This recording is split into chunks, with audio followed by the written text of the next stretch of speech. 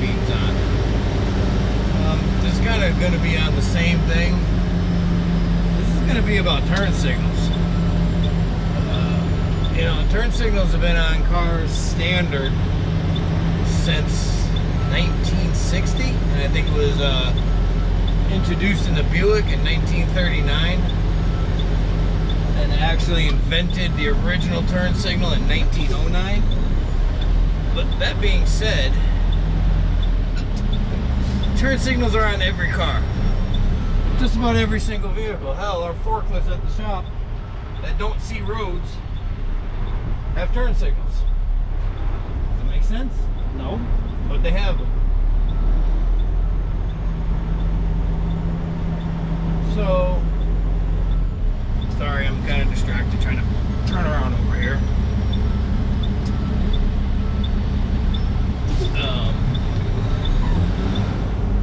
Really tight job site. Anyway, being all vehicles now have turn signals, can we use them? I mean, it's not that hard. It's on every car, right on the left side of your steering column. You know, push down to turn left, push up to show that you're going right. It kind of helps so that everybody knows what your intentions are. You know, like, I've been married 35 years. I can sometimes read my wife's mind, but if after 35 years I can't read her mind, I'm sure as heck not going to be able to read your mind when you're just driving down the road and literally stop in the middle of the road for no apparent reason. I'm thinking that you're having a breakdown or you hit something.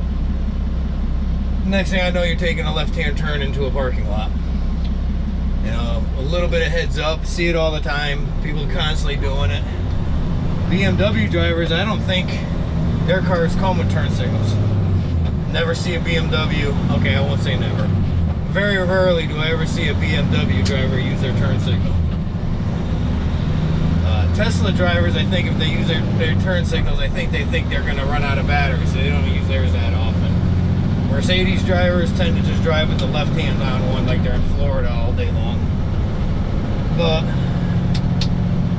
if we could use our turn signals, it makes everybody happy. And your turn signal is not a do-all. In other words, you can't turn your turn signal on and just move over. Like, make sure you have room. Just on the way to this job, I got cut off. Literally, the only thing I could see from this guy's car was as he passed the front bump, the front hood over my sun visor, or my bug guard. I just saw the roof of his car as he came into my lane. Just an FYI. He did have his turn signal on because I had to slow down quick, and he had his turn signal on. But if I can't see your turn signal, it's literally doing you no good, because I could have easily caught him with the front right corner of the bumper and turned him sideways in front of me because he came over. If you're around trucks, if you cannot see that driver in that windshield, he cannot see you. So your turn signal, which is on your mirror on the back of your car, if you look in your mirror and you can't see that driver, he's not going to see you. And it's kind of on you. I run with a dash cam. That way it sees a little bit better than me because it's up on the windshield. I'm sitting back from the windshield, of course. So most truck drivers, if they're smart, run dash cams. There's too many people out here that are looking for a payday and figure if they see a truck, they can cut in front of it, truck hits them, and they're gonna get a lot of money. Not in day and age of dash cams. You can't say with video proof that, oh, he purposely ran into me. No, you cut in front of him. Or the other one that they seem to want to do lately is cut in front of a truck and then slam on their brakes. Yeah, FYI, you might think it's fun in games and you might think it's, oh, I'm gonna get a payday. When I'm fully loaded, I'm running 80,000. If I hit your 5,000 pound car, and that's giving you a lot of credit, with 80,000 pounds, you're not going to walk away. You're going to be hurt. And again, I run a dash cam. It's going to be on you. Now, if I'm tailgating you and I run into you, yeah, 100%, that's my fault.